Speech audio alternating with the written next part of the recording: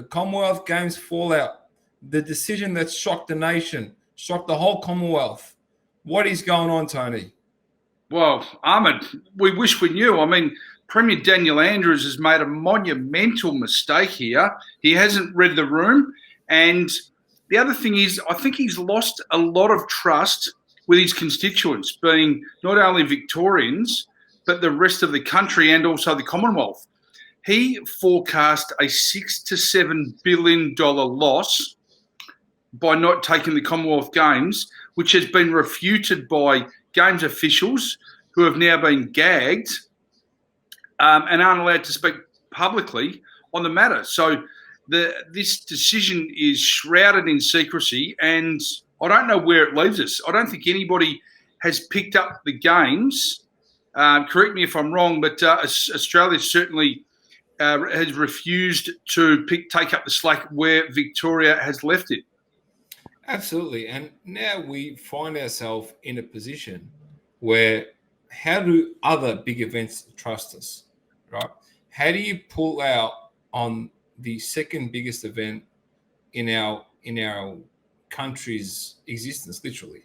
Like the Commonwealth Games after the Olympics is the second biggest event that we have, that we participate in. I disagree, but yeah, go on.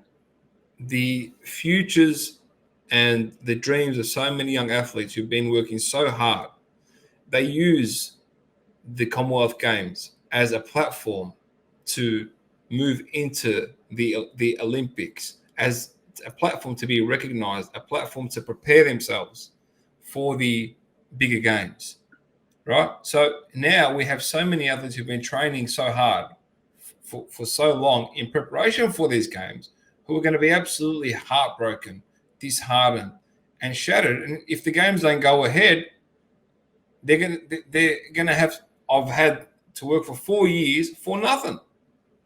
Yeah. Look, it is shocking, and the athletes, in the Commonwealth Games athletes, this is a rare opportunity for them, which comes around every 4 years, which is the gap year for the Olympics. As you said, it's a lead-in race for the greater games of the Olympics. So it's for the Commonwealth athletes to test themselves against those in the Commonwealth, obviously, hence the name, the Commonwealth Games. But I think a lot of people are wondering, athletes included, as to why.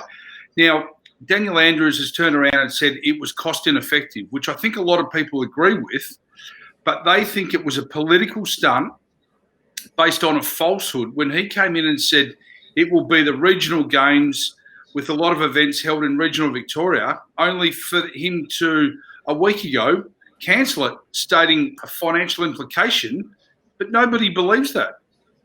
So you're basically saying he promised regional Victoria all this economic revenue and value and upside, and now that he's won the election, he's saying F you, basically.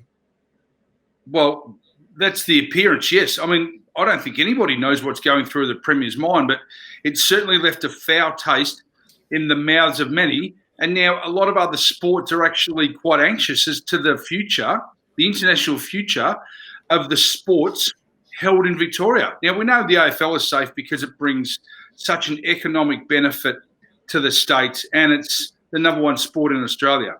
But is the Formula One Grand Prix, is that in jeopardy?